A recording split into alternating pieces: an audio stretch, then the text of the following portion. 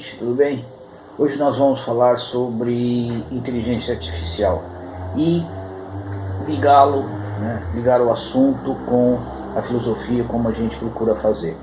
Muito bem, o tema é bastante usado no cinema, né? Nós temos várias obras fantásticas sobre inteligência artificial. O próprio Inteligência Artificial do Spielberg e o Robô, o fantástico e clássico Blade Runner. Então, pra gente, nós vamos pegar duas obras, que por coincidência as duas de 2014. A primeira é Transcendência e a outra Ex Machina. Muito bem. As duas tratam do assunto inteligência artificial, porém com algumas nuances, algumas diferenças bem importantes que a gente vai procurar descrever aqui no nosso vídeo. Muito bem. O primeiro, Transcendência, logo no começo, Will Kester, que é o protagonista, vai dar uma palestra. Em um determinado momento da palestra, que o caminho para conseguir chegar a uma superinteligência, né, exige que desvendemos alguns segredos mais profundos do universo. Né? Por exemplo, qual a natureza da consciência? Né? De onde vem, o que é a consciência? Outra pergunta que ele diz, né, que ele faz durante a palestra, é uma pergunta que nos fazemos praticamente todos os dias. Almas existem? Se existem, onde ela está? Onde fica essa alma? Onde ela tem um lugar fixo? Essa pergunta a neurociência, a filosofia, as mais diversas ciências, né, tem essa pergunta dentro de si. Muito bem. O Will Kester criou o que ele chama de PIN, né, que se autodenomina uma rede neural independente. Então ela capta todas as informações possíveis e imagináveis que estão no mundo digital e armazena. Interessante. E num determinado momento, um professor de Will Kester, Dr. Tager, e um agente do FBI vão visitar o laboratório de Kester, e ao entrar, PIN fala: boa noite, Dr. Tager. Dr. Tager olha para o Will Kester. Ele tinha dado umas fotos do Dr. Tager para PIN, então ela já sabia quem ele era. E depois ela fala, e cumprimenta o agente do FBI também. Ele pergunta: mas ela me conhece? O Will Kester responde: pelo CNH, né, pelos dados digitais, dados da internet. Então, veja bem que aí nós já temos uma pista de como, né, vai ser captado esses dados para que Kester possa pensar em criar uma superinteligência. Então, é bem interessante, isso é só o começo, né? É o estopim da história. Então, o interessante que podemos deixar aqui é o transcorrer dessa história, porque Will Kester durante o filme a gente vai ver que a partir de uma consciência ele vai, como ele diz, ele vai transcender. Ele não vai deixar criar do zero. Não. Ele vai, a partir de uma consciência já criada, ele vai transcender essa consciência, vai criar uma outra consciência. O que ele chama de superinteligência. Um outro filme bem interessante, bem instigante também, né, é Ex Machina. Que os protagonistas é Ava, né, que é a consciência, a superconsciência ou inteligência artificial. Caleb, né, que é uma pessoa que vai autorizar, né, se aquilo que Ava é uma inteligência artificial ou não, e Nathan, que é o criador, né? o que faz esses estudos e essas práticas de criar essa inteligência artificial. Logo, então, o Caleb é um funcionário da Blue Book, a empresa desse Nathan, que é um jovem muito inteligente, um jovem de uma inteligência ímpar. Então Nathan convida esse funcionário para que possa avaliar se aquilo que ele criou é uma inteligência artificial. E essa avaliação é feita do teste de Turing. Então, o Nathan, em um determinado momento, logo no começo, pergunta para o Caleb: você sabe o que é teste de Turing?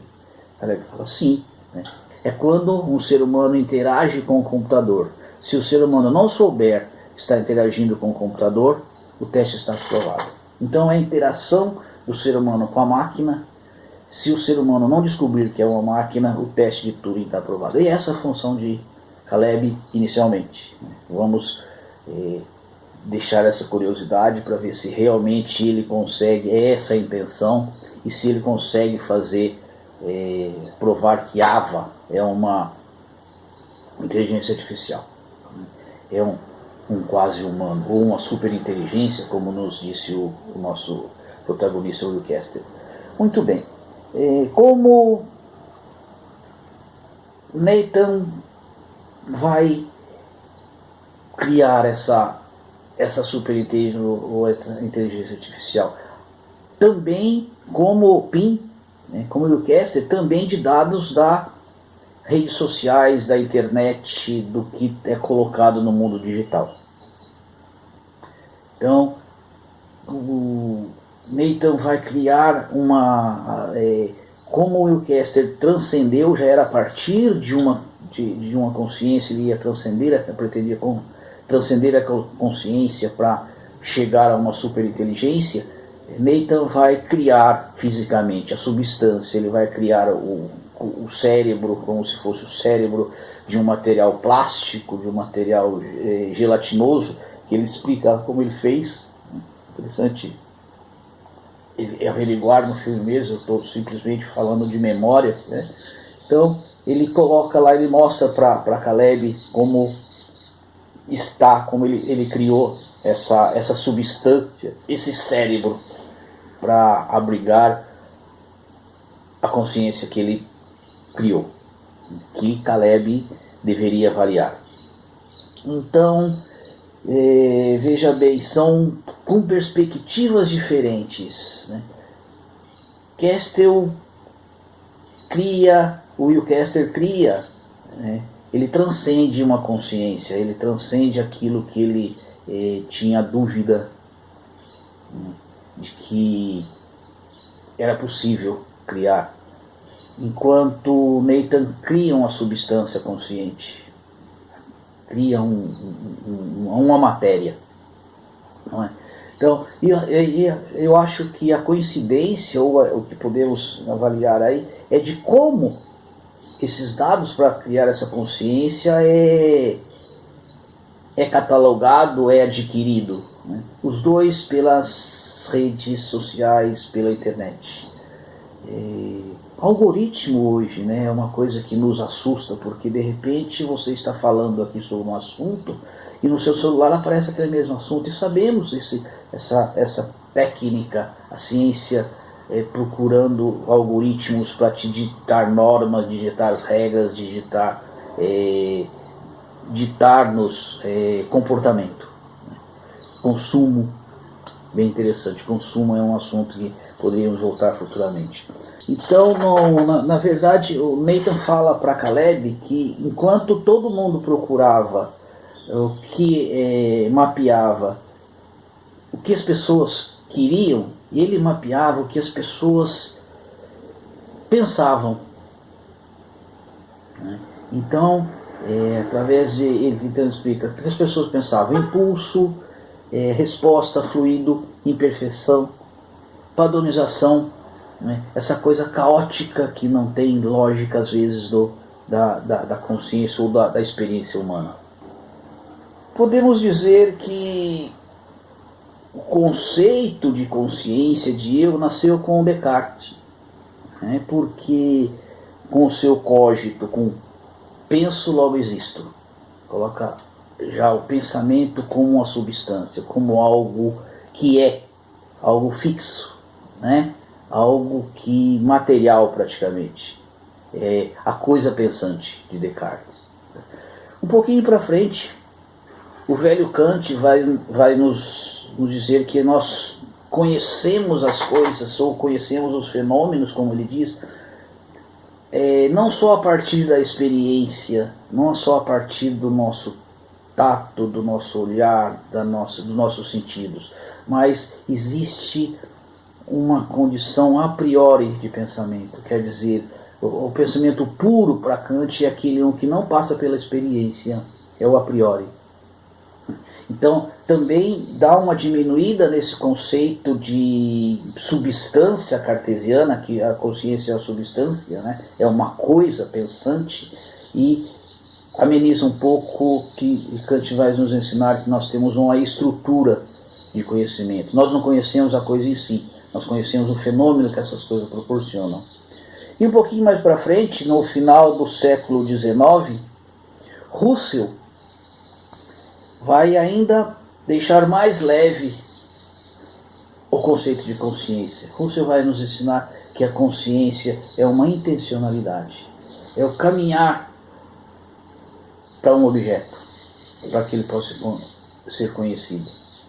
E a consciência de si é justamente essa consciência da consciência. Ter consciência é o que Pym vai perguntar para o Dr. Taggart num determinado momento. O Dr. Taggart pergunta para Pym: pode provar a sua autoconsciência?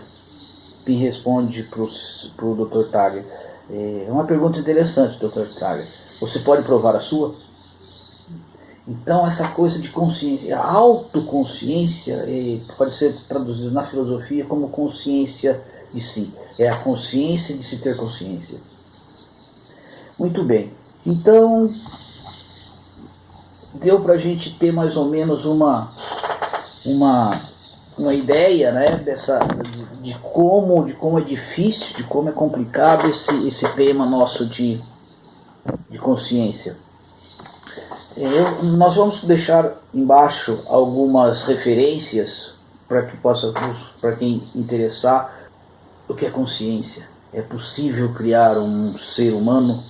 É possível criar uma superinteligência a partir da ciência? Sabemos que a ciência já criou o mecanismo, não é? Mas e como gerir esse mecanismo todo?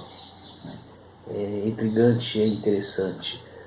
Então eu vou ler aqui uma definição bem interessante de consciência de Marcos Gabriel, que é um pensador atual, né, tá, ele escreveu um livro chamado, se eu não me engano, Eu não sou